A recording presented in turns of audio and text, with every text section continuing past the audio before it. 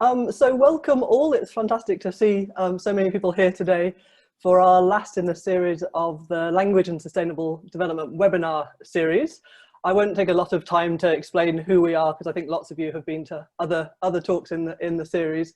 But this is the background of this is our project. So myself, Nancy Kula, Tracey Costley and Colin Reilly, who are involved in a project called Bringing the Outside In, looking at multilingual language practices, focusing on education.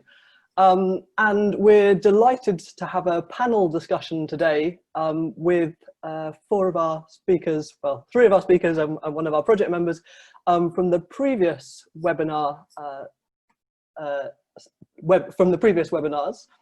And we're going to open it up for a bit more of a discussion. So lots of the topics that people touched on, the themes that emerged, had parallels across the different weeks, and we thought it would be great that they would come back and talk about their projects, and then those of you who were here asking fantastic and challenging questions throughout the series would also have a bit of a chance to discuss further. So it's my real pleasure to welcome back really Vina Tesseur from Dublin City University, Clyde Ancarno from King's College London, Paul Kerswill from the University of York, and then Nancy Kula from the University of Essex. So yeah, I think everyone has already sort of muted their microphones, and we'll just have the speakers to start with. And I'm going to pass over to Tracey, who's going to kick us off with some questions. Hi, thanks Anna, and thanks everybody for joining again this week. So we have, we're not springing these questions on everybody. I'd just like to preface what's coming. We have emailed in advance some questions that we were hoping that we would be able to talk about this morning. So I am just going to read them out, or read the first one out, and then we'll go around it in turns and sort of, answer. You can add whatever. So the first question, in terms of impact and sustainability of the project, could you talk about your experience of engaging with policymakers? Did you have any challenges or successes? And do you have any strategies for effective engagement? So I realise there's a number of questions there. So, so in terms of impact and sustainability of the project, could you talk a bit about your experience of engaging with policymakers?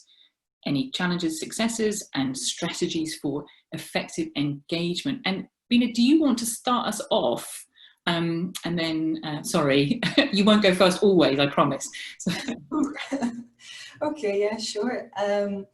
So I was giving this some thought because, like you say, we have been sent the questions in advance. Who were the policymakers that I've been trying to engage with in the various projects that I've been involved in? So in case people haven't been to the previous sessions, I want to share that my research is on the role of translation in the work of international non-governmental organizations. I'm currently at Dublin City University working with Goal, an Irish NGO, but before that I was based in the UK working on a larger project led by Professor Hilary Footed with some other NGOs. And with that project, I would say that the primary policymakers was sort of the top level that we tried to engage with was DFID, so the Department for Foreign Development, basically, which is now being dismantled and incorporated into the Foreign Office. So at the time, the way we tried to approach this, we had already tried to engage with DFID from the very start by doing interviews with DFID officials, which was very difficult because they're very, very busy, and it was difficult to engage with them and try to convince people to participate in the research. So we basically tried to do that through a combination of networking through our non-academic partner, which was INTRAC, an international NGO training center for NGOs based in Oxford. So they had some links with DFID officials that we could then interview. And then we just tried to email them basically, and we got a few more that way. So that was the first part, trying to get them engaged in the research so that they will also be interested in what's actually coming out of it. And then the way we tried to engage with them once that we had the research results and the findings was we produced a report that was targeted both at international NGOs and at DFID. We did hold a conference with academics and NGO representatives. But to get someone from DFID was very difficult. So we went another route, and one of the other things we did was we presented our reports in the all-party parliamentary group for modern languages. And because that was well attended both by NGO representatives and politicians, and the person who was chairing that group at the time really took an interest, she then tabled a question in the House of Lords asking DFID to respond to the report.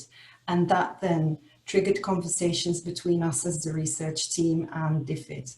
So it was really through a combination of networking and trying to host different events and different channels that we managed to do that. But even then, those conversations, there have been a few over the space of 2 years, but to really be able to say that there has been change in DFID, that would be really difficult to vouch for that at the moment.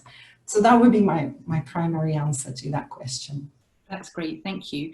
And so then, Clyde, if you want to take up next, and then Paul and Nancy, if that works as a running order. Sorry, I give you fair warning this time. Sorry. And the questions are in the chat as well. If anybody wants to. No, I've got them. I guess for me, what really, so I gave it some thought as well. What really stood out is the discrepancy between what I'd imagined collaborating with policymakers might be like, and so the imagined challenges as well, and what happened in reality. So the two main people really I've ended up working closely with, and we've been working on the chapter together. And the chapter writing was about the chapter, but was also about establishing what the terms of that collaboration might be in the future, as much as the chapter writing. And what I'd assume the challenges would be I'd assume that we might sometimes find it difficult to understand what our different aims were. I'd also imagine that we would have different priorities, that maybe there might be tensions between what might be important for an academic, so academic independence, and that for them advocacy might be something very important. But all this wasn't borne out. So I was very surprised when we've been working together by how these things didn't matter, but what has been challenging, and I'm aware that this might be very much context specific, and the fact that I've been dealing with a small number of people, but has been the distance, and the fact that with COVID I haven't been able to go back. And with the distance, I'm also thinking about the challenges of communicating. So in that sense, these have been the challenges, and I think that that it's meant that the conversations have been happening a lot slower than that we might have wanted, because we could hear each other half of the time when we would be on a WhatsApp call. So these have been the things that have been relevant from my point of view, and it's still ongoing. But so very pleasantly surprised. And I should have said this was the first time the reason why I had those ideas is because probably some of the things that Rini mentioned, that's what I had in mind, how difficult it can be. So I brought that to the context. That's really interesting. Definitely, thank you. And Paul, over to you. Do you want to? Oh, I think you're, yeah. There we go. I think I'm a bit of an outsider, a bit of an exception here, because I haven't worked in development or language policy, things like that. I have taken an interest over a long time in sort of language and development through a former PhD student of mine. So what I'm trying to say, I suppose, is that I haven't engaged with development goals specifically. and I haven't engaged with policymakers either at all. However, the project that I talked about the other week on, this was on gold mining, small-scale gold mining in Ghana and the problems associated with that, and then the development of participatory theatre to see if it's possible to change people's attitudes from a bottom-up sort of approach. So all that was actually part of, was an extension to a project that had been run in 2019, which was on the environmental and social effects of illegal gold, well, illegal and small-scale gold mining. They're not the same thing, by the way, illegal and small-scale. So this was a GCRF. So the project that I've been working on with partners in Ghana is actually an impact development project based on the previous project. So the idea was, how can we create impact directly? So that's where the idea for theatre came about. And so we have, and I'll talk about that on the next question, I suppose. We have engaged communities quite heavily in that, but we have not engaged policymakers. So maybe in my answer to the next question, I can expand a bit on what we did. Great, thank you. And Nancy, over to you. Yes, so I guess for us, for our project, we had the, the vision or desire that at the beginning, in each of the countries, we would try to make contact with the policymakers to try and get them involved before the start of the project, so that when we started collecting data, that they would already be initiated in what our ideas are. And because of COVID at the moment, we've only made one trip where we have been in country, in the site in Zambia, and we haven't yet been sort of as a group to sort of have these meetings in Tanzania and Botswana yet. And in Zambia, we were lucky because one of our co-investigators, Joseph, works very closely with the Ministry of Education in Zambia. So he was sort of our inside man to go into there, and sort of we felt like we had somebody there. So when we had our first meeting, we had somebody who works both at the University of Zambia and in collaboration with the Curriculum Development Center. So we had a bit of contact with them. So in that sense, it was kind of good, but at the same time, we expected, we had made contact and we expected at least maybe a couple of other people to come, but then they didn't come, and it's kind of interesting, maybe towards kind of, the last question, because of course there was a question of, is there going to be money? Is lunch going to be paid for us? Is there going to be an allowance? So I think there was a bit of a feeling of, maybe these are things, again, if you're planning your project, that one has to think about, that maybe in order to engage with policymakers or people from the ministry, that there might be an expectation that you actually maybe need to cater for them a little bit more, even though they are in country. So we had somebody there, but in a way, which is kind of good, but in a way it was really quite lucky or good that it was somebody who was associated with the university. So therefore we were able to get in touch with them.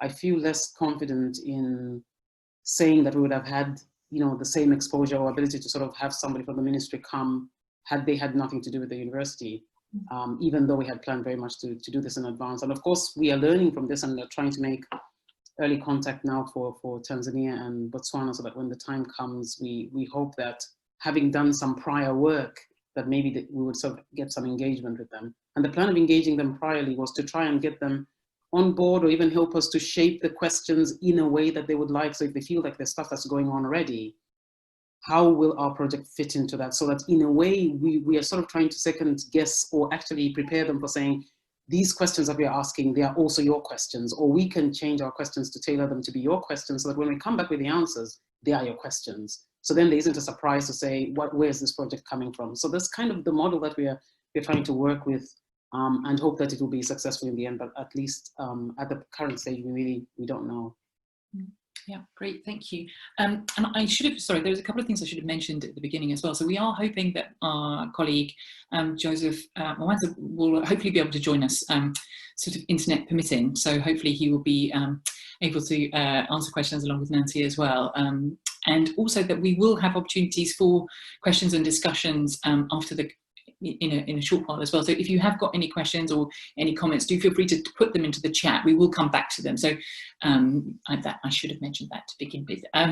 So in terms of sort of moving on then to a second question that we also thought would be interesting to discuss, and perhaps this time Paul, maybe if you want to start with answering, and then go to Clyde, then Nancy, and then Rena, if that's okay, we can do it that order.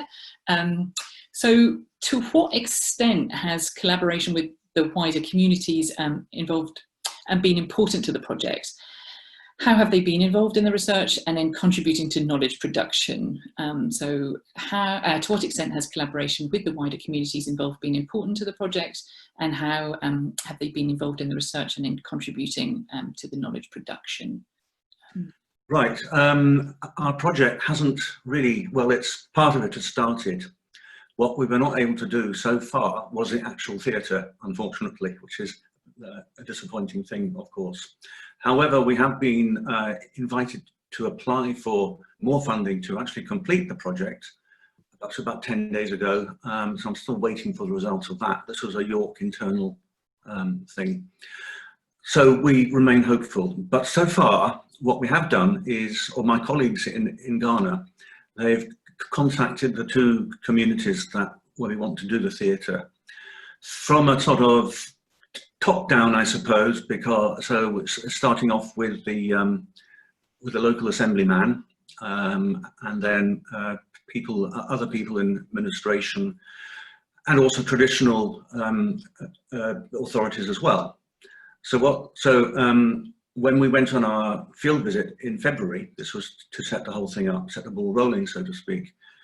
I took part in meetings, although I didn't understand what was going on, because interestingly, the entire meetings were in the Akan language, almost nothing in English, which actually tells us a little story really about how even, you know, we're told Ghana is an Anglophone country. They hate that term Anglophone. And we're told, and we teach that in Ghana, everything happens through English, but official things happen through English, but it doesn't. That's not the case at all. So, so we met a number of 4 or 5 groups of officials, basically, including the police, as I said, and the local politicians, and then mirroring that in the second village, small town as well. So this was really to make it easier for us to approach people, and also to ask for help in approaching people who would then take part in the theatre, because the theatre is then it's a kind of grassroots thing that you engage local people at all levels in the theatre, interest them in it, train them up to do it, pay them a little bit as well, a per diem allowance essentially. So the fact that we are now, there's a much longer gap between those meetings in mid-February and now, when the theatre might well get started, means that actually, you know, things might have changed in the villages. You know, the local politics might have changed. So it did seem, though, that at least the people we met, they were quite easily persuaded that this was a good idea. And so it remains to be seen, really, how we manage in the long run. So so far, that's all I can say, I think. Great, thank you. Sorry, who did I say next? Clyde, I think. No, sorry. Thank you. Sorry, I'm unmuting myself. Again, because being engaging with the communities was something that was very much at the core of the project when I initially designed the project. But what's happened, ironically, is that when I first went out to the Gambia, most of the interviews were with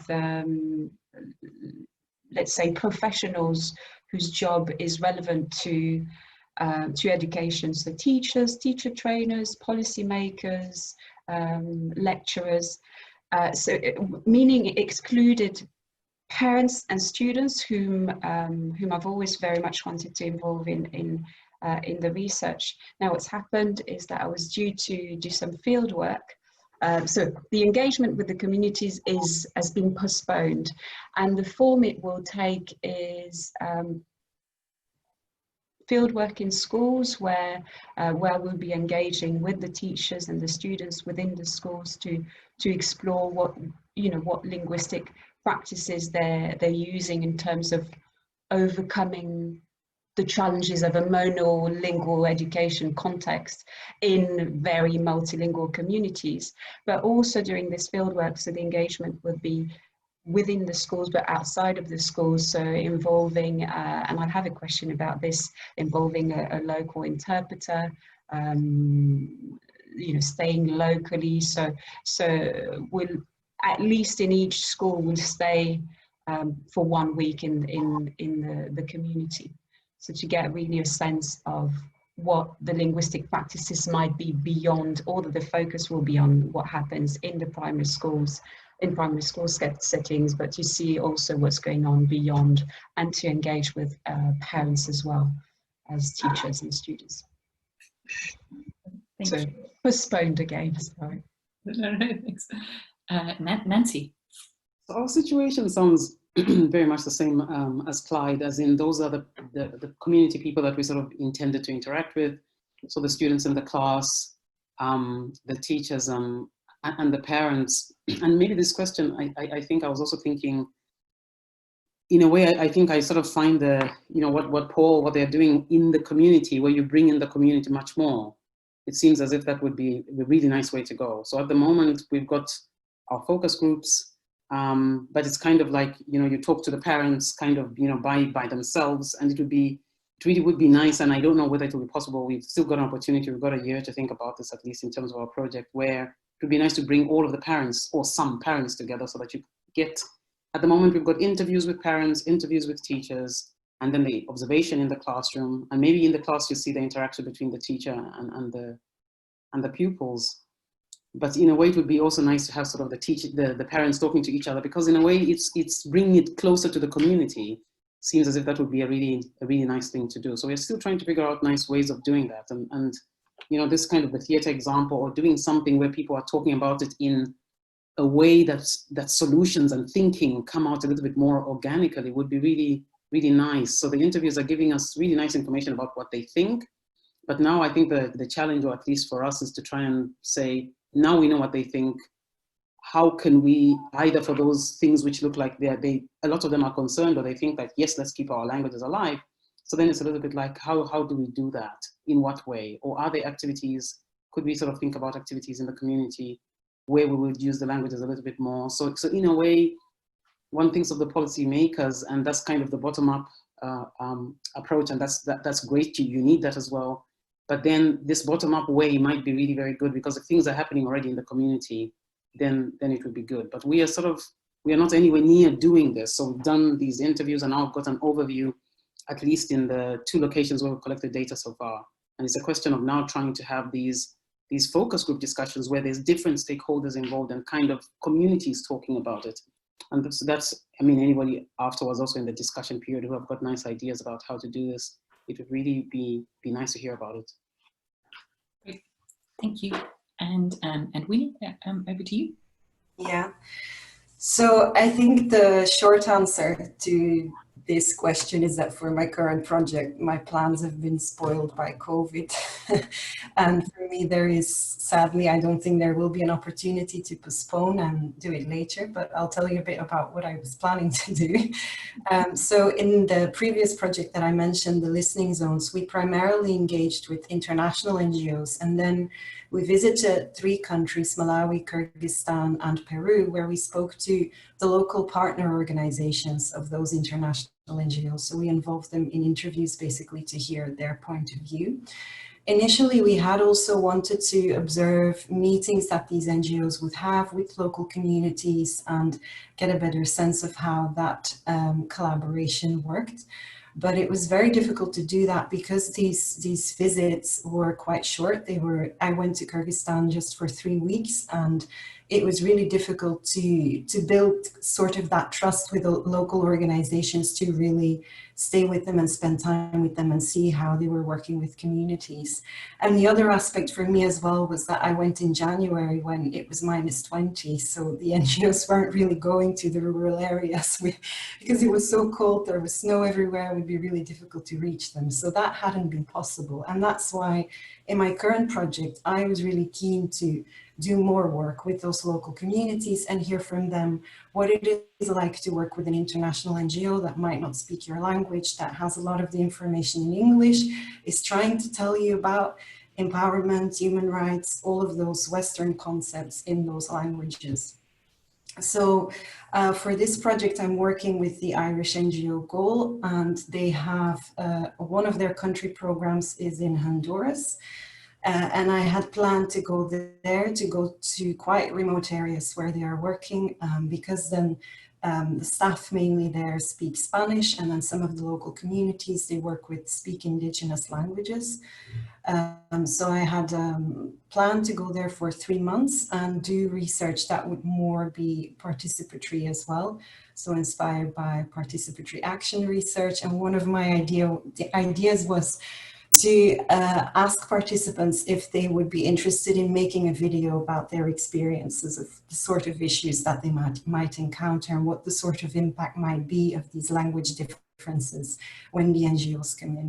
Other things I would have wanted to explore was, for example, to make lists of terminology, vocabulary that worked in those local communities that would be useful for NGOs working there. And sort of participatory translation projects as well would have been nice. But yeah, I was meant to go in June until September. So obviously that didn't happen. And I think, well, it's going to end up being a bit more of a traditional project and what I've done before. But well, we do the best we can in these times. So yeah, great. Thank you. Thank you very much. And so the third question builds on, I think, points that people have already been making, and I apologise if it's a bit sort of depressing in light of COVID and now talking about essentially how long it took to set things up. So the third question implies, I don't know if you want to start, and then I'm trying to make sure that I give everyone the same sort of turn. So Clyde, and then to Nancy, and then maybe onto Bina and then Paul. So the third question we have is, how long did it take to set up the partnerships between co-Is or institutions on the project, practicalities of budget and permits discussed before, were practicalities of budget and research permits discussed before or after the start of the project? Have there been any challenges in dealing with different institutional priorities for research officers and those types of questions? So again, sort of now thinking more about the setting up of these projects. So Clyde, I don't know if you would like to start off. In my case, it took quite a while, and I was very open to and what I thought would happen in terms of partnerships was, you know, in the end it's been a bit different, because I was told, well, no, you should consider. So I hadn't thought that I would need. I got 3 partners, and I thought that one official partner would be enough, as it were. But it so happened that and I very much conducted the project because I wanted to be long-term in those terms, so being open to suggestions and being sensitive to the context, as it were. So it's been, it's taken a while, a couple of years. I cannot not mention COVID as well, and the fact that, you know, field trip I was supposed to have between mid-December last year and mid-April didn't happen, but also because of maternity leave, I should mention, but there would have been COVID anyway. What I think really I've had to accept is that perhaps the terms, because you mentioned specifically the terms of those collaborations, that the terms, again, because it's they're long distance partnerships, are more nebulous than perhaps I would have I thought they would be at this stage, or I wanted them to be, and I'm fully accepting of this, because I think that forcing things over email, or you know, there is collaborations, partnerships are about people working together, and we've talked about developing trust. So so at the moment, I'm very happy for some of the terms of the partnerships to be very loosely defined, and I know that these will become more and more concrete when I'm back in the Gambia, and when we're able to say, well, actually, let's work on this together. So I don't know what other people's experiences might have been, but I found that, yeah, being accepting of changes has been really useful. That's great. Yeah, thank you. Nancy, yes. Yes, so we've had sort of very mixed experiences in the three countries, in Botswana, in Tanzania, and in Zambia. For all of them, it took quite a while to sort of even agree the technical part. So in terms of the research, that's sort of less difficult. But in terms of sort of agreeing the collaborative agreement, and I think and I don't know if that works for everybody. So what University of Essex wanted to have one collaboration agreement with the three partners, and so you couldn't, until all of them had agreed, you couldn't sort of start your research. And so we were sort of, okay, we wait a bit, then Zambia agreed, and then in Zambia, our partner, Joseph, sort of says he wants to go on field work, but then we haven't yet agreed with the other partner. So then we wait a little bit longer and then Tanzania, and then Zambia was able to go on field work. But actually for Botswana, it took such a long time to sort of agree that at the end we had to just sort of say, we're going to have one agreement, which is just going to be between Tanzania and Zambia and University of Essex, and then wait a little bit for Botswana.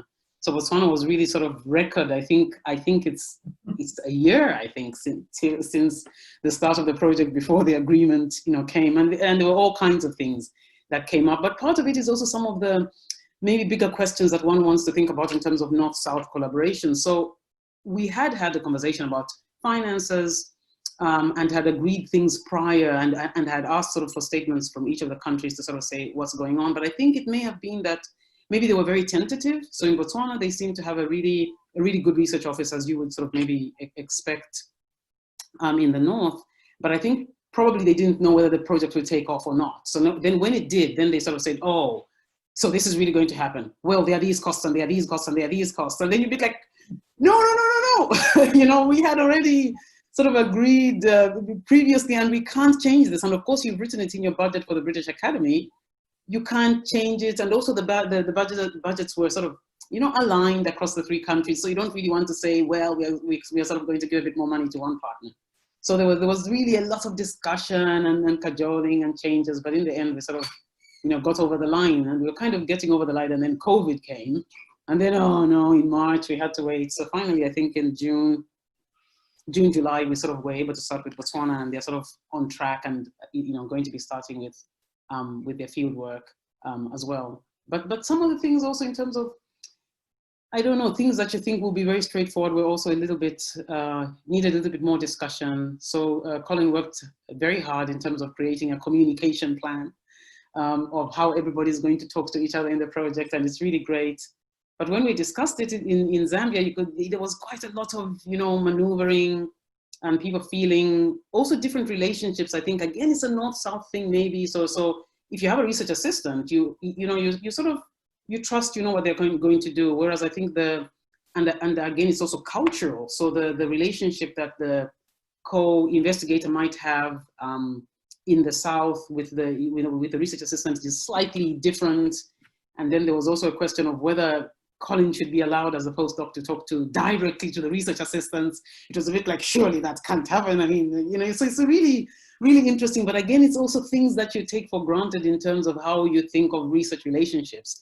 So it's enriching in a way, because you sort of see that things are dealt with differently. And also those are things which maybe when you're applying, it's nice to be aware of, and you can sort of bring them to bear somehow in the application. Or maybe one of our roles when we sort of do these projects would be to go back to the funding bodies to sort of say, some of the issues that come up are these, and it would be nice to find ways in which we can sort of incorporate some of these things. Great, thank you. And Winnet, over to you, I think, and then Paul to finish off here. Okay, I really enjoyed that answer and the example of the communications plan. So for me, my current collaboration, it was all very short. One of the reasons being that it's quite a simple collaboration. It's just me as a postdoc with one organization. The other reason it was very short is because I found out about the call quite late. And then I approached 2 other NGOs before who took quite a long time to get back to me and said no. So then I tried Goal, and they were rather quick in saying yes. I think we had about 10 days left to do the application. So the reason I think it worked was because I had already in mind what I was going to do. I had already sent them like a summary of what I had in mind. Obviously, there was a bit of leeway for them, but I also made clear that we can discuss more details if it is successful. And the other thing I did was actually fill out a lot of the sections on the form for them. I just asked them to give me bullet points, or I had a Skype call, and then drafted all the sections to take the burden off their backs because they were so busy and I needed to get it done. And the other challenge was that I really wanted to do field work. So in the kind of grant that I have, there was space to do an optional placement. So I then wanted to find one of Goal's country offices where I could do this placement, which meant that in the space of that 10 days, when the head office of Goal had said yes, I then needed to go back to them and ask them, which country office do you think I can go to? So that was all really, really quick. We put everything in the application, but knowing that there is so much time between the moment that you apply and the moment that you actually get the funding that there is a big chance that things are going to change. So then 7 months later, I heard I had the grant, and then the country office where I was going to go, they had changed their focus of work. The person who was going to be my mentor had left. So everything changed, and then I had to seek approval from my funder to then change the country I was going to travel to, but they were quite flexible with that. So for me, this one was really quick, but with the listening zones, I know I came on board later because I was a postdoctoral researcher, and they already had the funding when I came on board, but I know that the preparation of that took at least a year, maybe a bit longer, so it was quite different. And they had a workshop beforehand as well with several NGOs to kind of see what the interest was and to specify the research questions, make sure that they were on board with it. So that was quite a different approach from what I did. Yeah, thank you. And Paul, last but not least. Right, okay. That was really interesting to hear all those experiences that you've had. Some of it chimes with what we had. I mean, our projects have been much smaller scale. So I suppose the basis of these projects that I've been involved with have been an institutional link between the University of York and the University of Ghana. That has been going maybe 5 or more years, right across the university, particularly in the environment areas, education and health. So that certainly eased matters, and I already knew some of the people from other previous contacts I'd had with them in Ghana. So the sources of funding were, as I said, GTRF, internal York funding, QR funding, and currently I've also got a project that hasn't started yet, which is British Academy, which is on COVID-19 communication within the country, but that's another story. So what we've experienced then is things like the University of Ghana saying in mid-flow, actually we need 25% overheads from your project. And we managed to persuade them that that wasn't possible. But that hopefully will not be an issue for the next project because we have a precedent on that. There was another problem that we had, and that is that the University of Ghana also thought that the project should come under Ghanaian law. So this is still a bone of contention, and I hope that that will be resolved with some sort of compromise.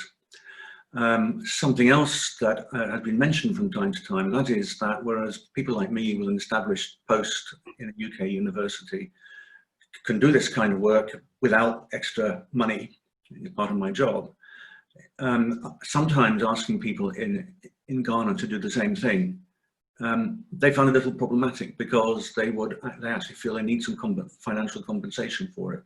That's not built into what we do. So that hasn't really been an issue, and so my partners have been perfectly fine about that, but I can see that coming up.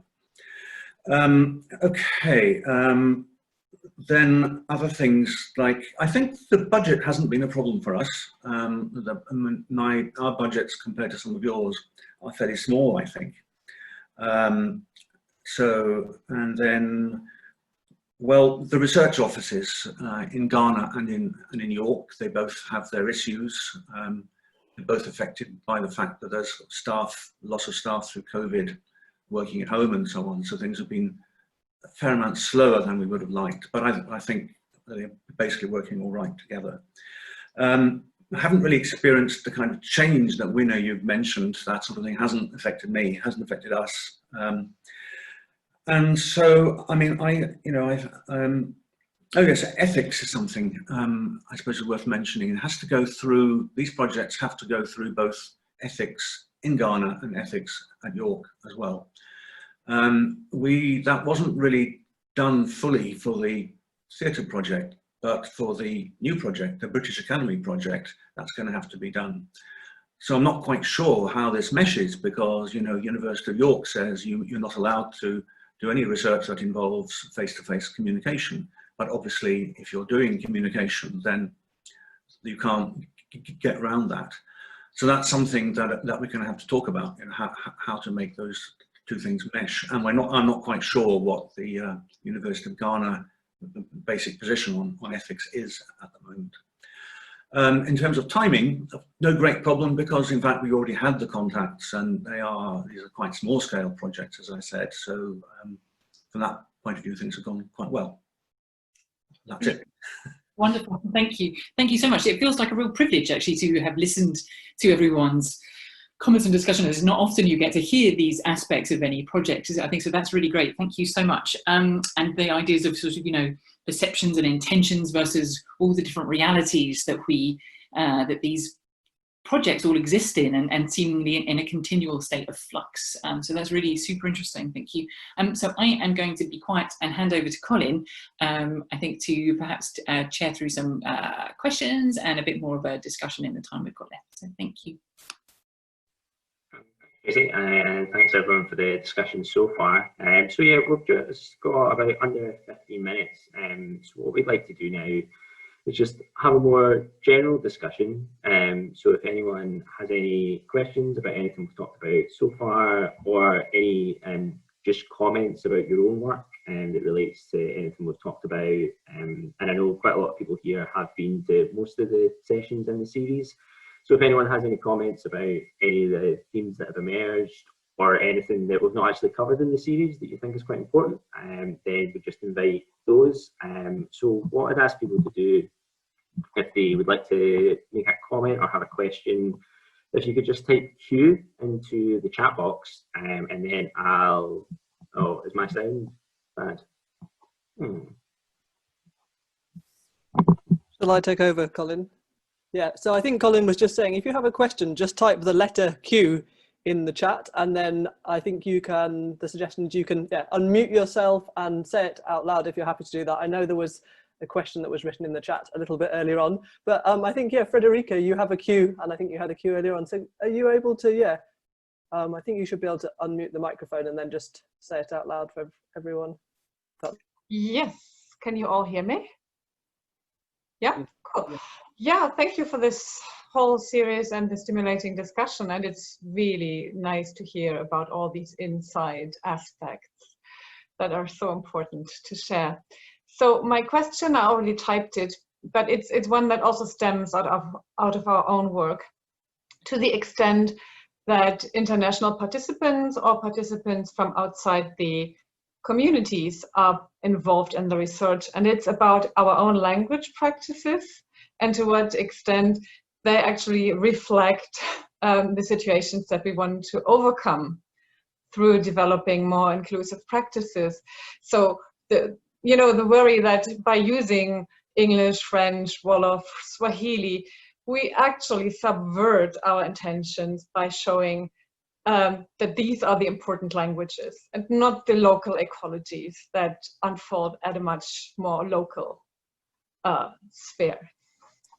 Fantastic, thank you. Yeah, really interesting question. Lots of people were nodding. Does anyone want to kind of answer or reflect on that, drawing on their own experiences? I mean, particularly obviously the panelists, but there might be other people here as well who want to say anything. I don't know if you want to like put your hand up or yeah, Clyde, please. Can I just say, I'm not going to answer the question. I had a question which is directly related to Friederike. Namely, I was going to ask, and Paul in particular made me think of this, about, you know, experiences, you know, people's experiences of working in an environment where they're not, they don't necessarily speak the language or speak some of the languages. Yeah, so just to echo what Friederike has just said. Fantastic. Yeah, I don't know, Paul, would you like to say something about that? Because you did refer to the kind of language practices that were going on around. Yeah, yeah. I mean, I replied to Friederike a few minutes ago. So I suppose the point about this theatre project is that it's in an area where Akan is the local language, that's the native language, and Akan is also it's a lingua franca, the language of wider communication right across the country, especially the southern half of it.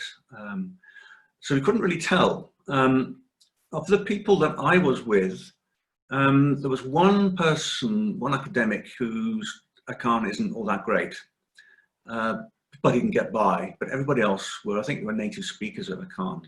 And I was just wondering what would happen if the same project, if this same group of people from Accra went up to the north of the country, or an Ewe-speaking area, for instance, where Akan isn't the native language, isn't the first language.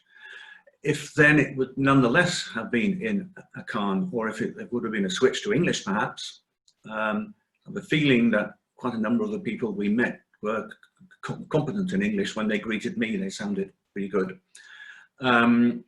Or whether maybe some kind of interpretation might be involved if there was not a speaker, if people couldn't speak English or another language. I think it must vary across the country in Ghana. That's my response. Thanks, Paul. Nancy, did you want to come in on that sort of topic, perhaps especially in light of our multi-country, multi-identity team as well? Yes, absolutely. It's a really, really interesting question. And also just yesterday, actually, we were giving a talk at another conference on researching through ethnography. And this is kind of one of the things that we're sort of coming to and sort of saying that maybe one of the things that we find missing in our methodologies is that even when you're talking about looking at multilingualism, we are studying multilingualism, but when we do it, we don't do it multilingually. So in a way, you kind of want to, decolonize to a certain extent the way that we do the research itself. And they are really important questions and maybe not so easy answers, and maybe the engagement is more in how you interact with the community and how they are part of the research. So it connects very much with our sort of principles of research or ethnographic linguistic research that we've been talking about, in the sense that you want to be able to also conduct your research that's going on also in a sort of multilingual manner. I know I'm not putting this very well, Colin, don't kill me.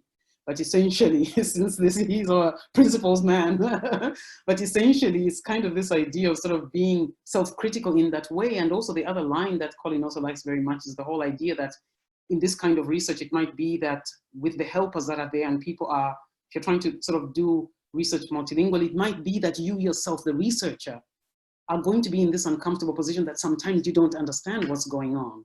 But in a way, especially with an ethnographic approach, you are the observer and you should sort of be able to observe this and make conclusions. And the fact that you don't understand every single thing that's going on in this multilingual setting of languages you don't speak, obviously for us as researchers makes us uncomfortable, but it's fine to step back and let the situation evolve, which you would be able to report about or indeed use an intermediary within the context to do it. But I think really in terms of research, especially when we are going on about multilingualism, it really is true that to go back and then to sort of use English as a default or to use the bigger language Bemba when you are somewhere, it's kind of like it's missing the point of precisely what you want to do. And it's true, we have to sort of become a bit more self-critical and try to think of changing the methodology so that it's also following exactly in the way of the subject that we're sort of trying to research. But it's a really, really excellent question. Hannah, you can say more about it if you want. Thanks, Nancy. No, I think you've got the seal of approval from Colin and the principal, so I think that's great. I was just going to perhaps reflect on something that I think a few people mentioned before, but came up with our communication plan, which in, I think, our eyes was, you know, wonderfully sort of like, you know, aiming for a very equal, you know, information being shared. And yeah, it didn't go down very well, wasn't very well received. And I think that's also acknowledging that these kind of things are conversations. So if you're having a meeting in a university boardroom, trying to tell people, but you know, you can use multiple languages, you can use different modalities here, that's fine, is one thing to say, but that is also a bit of a sort of shift in how you might do things. So do you speak in language X, but you still take your notes in this other language? So I think it's also, you know, going in with that approach, but seeing that that takes a while to perhaps, and whether it works and what that actually looks like in reality. If other people have questions, do please put a queue, and we can have other questions. I do see someone says the communication plan wasn't well received. Why too complex? So I think Nancy alluded to this. The plan was that, so we have research assistants, and then in each of the countries, so Tanzania, Botswana and Zambia, there is the country lead. And the suggestion was that Colin, as the postdoc based at Essex, would communicate directly with the research assistants in each country. And in fact, that the colleagues from Tanzania would go to Zambia, the colleagues from Zambia would go to Botswana. All of these wonderful things that when we were devising the project, we thought would be fantastic and would try and strengthen South-South relations rather than us. Every meeting has to be when the four of us from Essex are there. And basically everyone said no. You know, I don't really want to go to, you know, don't really want to go to Tanzania. I don't really want my research assistants talking to the other research assistants without going through me.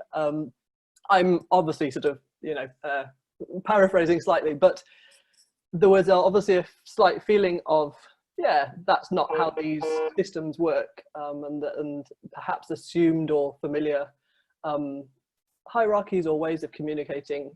So again, something for us to think that we went in with the proposed plan, and actually it should have been and was in the end a conversation about communication.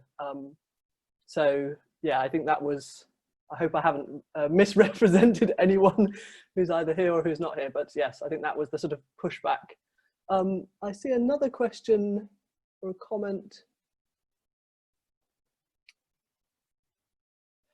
Yes, about funding structures. So I think Vina talked a little bit about this as well in terms of translation costs. So when you're applying for grants and things, that often translation costs are considered to be administrative costs or are not able to go into any categories that the funding bodies. Vina, do you want to say something about that? Because I sort of. Yeah, sure. Yeah, I think I was talking about that in the context of NGOs themselves and how they are allowed to use their funding, but it can be a problem for us academics as well when we're applying for funding.